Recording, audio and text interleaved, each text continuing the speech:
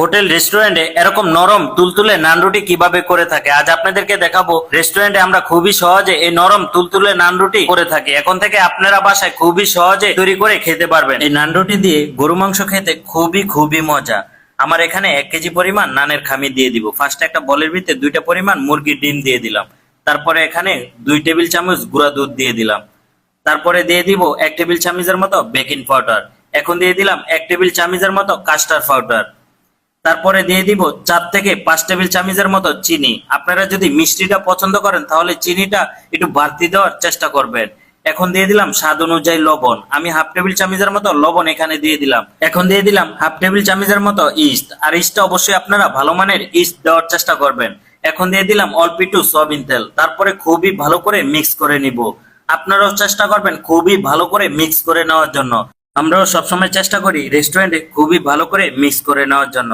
এখন আমি পানি দিয়ে দিব। আমার এখানে হাফ লিটারের মতো পানি দিয়ে দিলাম। আমরা সবসময় রেস্টুরেন্টে 1 কেজি ময়দার জন্য হাফ লিটার পানি দিয়ে থাকি। আপনারাও চেষ্টা করবেন 1 কেজি ময়দার জন্য হাফ লিটার পানি দেওয়ার জন্য। এখন আমি 1 কেজি পরিমাণ ময়দা এখানে দিয়ে দিলাম। দেওয়ার পরে ভালো করে খামিরটা দিয়ে দিব। আর অবশ্যই আপনারা চেষ্টা করবেন খুবই খুবই ভালো করে এই খামিরটা দেওয়ার জন্য। কারণ খামিরটা যত বেশি ভালো ফিনিশিং আসবে তত বেশি নানটা সুন্দর হবে। আর নানের খামিরটা খুবই ভালো করে ফিনিশিং করে নিতে হয়, তাহলে নান রুটিটা একেবারে সুন্দর নরম তুলতুলে হয়ে থাকে। আমার খামিরটা অনেকক্ষণ ধরে কিন্তু আমি ফিনিশিং দিয়ে নিচ্ছি। তারপরে হাতের ভিতরে অল্প একটু সয়াবিন তেল দিয়ে আবারও ভালো করে ফিনিশিং দিচ্ছি। আপনারাও এভাবে সবসময় চেষ্টা করবেন খামিরটা ভালো করে ফিনিশিং দেওয়ার জন্য। তারপরে আধা ঘন্টা অথবা 1 ঘন্টার জন্য রেখে দিবেন খামিরটা দেওয়ার পরে। তারপরে আপনারা নান রুটিটা তৈরি করবেন। একটা পলিথিনের ভিতরে রাখলে দ্রুত নানের খামিরটা মজে যাবে। আমার নানের খামিরটা 1 ঘন্টা রাখার পরে এখন আমি ছোট ছোট করে গোলা করে নিব। আপনাদের সাইজ অনুযায়ী আপনারা ছোট ছোট করে গোলা করে নিবেন। আমি কিন্তু এখানে 100 গ্রাম পরিমাণ এক একটা গোল্লা রেখেছি।